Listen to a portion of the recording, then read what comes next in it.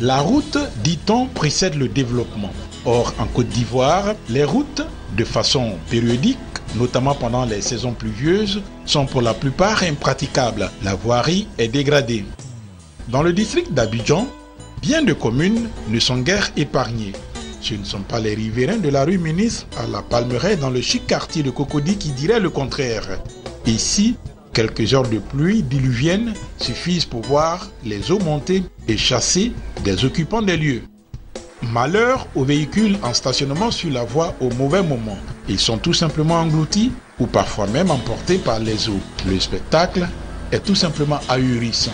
On se croirait sur une autre planète. Dans la commune de Koumassi, dans le sud d'Abidjan, il n'existe presque plus de route en dehors de l'unique voie qui part du grand carrefour, l'entrée principale de la cité, jusqu'au grand marché. Les riverains de ces voies ne manquent pas de mots pour dénoncer la situation. Franchement, il n'y a pas de route à Abidjan.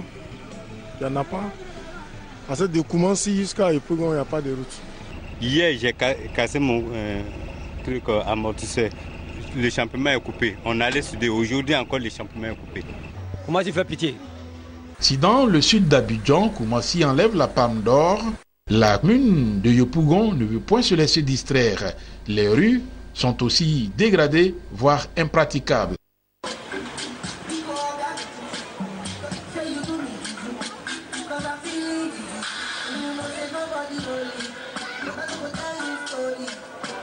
Aujourd'hui, pour rentrer même à Yopougon, à Niagon surtout, on a des problèmes.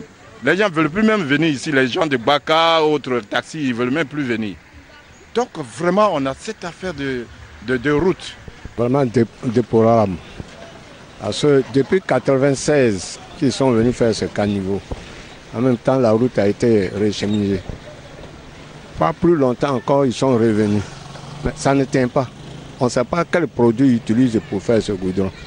Et chaque fois, on a toujours ce problème. Pareil pour certaines routes de l'intérieur du pays. Nyanyero Armand sait de quoi il parle, lui qui a dû souffrir des conséquences de routes coupées par les fortes pluies. Je devais me rendre au village et je me suis rendu à la gare de Ranches où j'ai emprunté le car. Et on avait l'habitude de payer 3500 francs à Abidjan-Lakota. Mais à ma grande surprise, on m'a dit de payer 5000 francs. J'ai dit, mais pourquoi? On dit, non, mais on fait maintenant un détour. On dit, il faut passer par Toumoudi, Konkubo, Oumé, Iré, Divo, Lakota. Même si les travaux sont faits pour réhabiliter certaines voies, une fois les pluies passées, il est clair que la situation reste plus que préoccupante. L'état des infrastructures routières est à déplorer au regard de la rapidité avec laquelle celle-ci se détériore dès les premières intempéries. Une situation qui fait des nostalgiques. Que Vianney avait faite, qu'ils ont déplacé aujourd'hui. Mais ce goudron encore dans l'embrousse là-bas, il est encore intact. Pourquoi ne pas faire ce genre de goudron que le président Houphouët-Boigny Père son âme avait fait? Et aujourd'hui, on prend des sociétés, ils font des routes et ces routes ne mettent pas 2-3 jours et ça se dégrade. Ce n'est pas une question d'entreprise, c'est une question de celui qui veut rendre service à son peuple parce qu'il a été élu pour le peuple.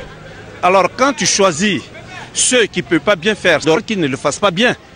En attendant, des jeunes volontaires à l'aide de charrettes bourrées de latérite tentent tant bien que mal de colmater les brèches.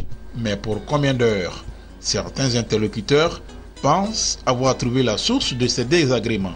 Une chose est sûre, ce constat déplorable des routes est valable pour tout le pays et donc parfois source de graves accidents quand ce ne sont pas les véhicules qui sont endommagés.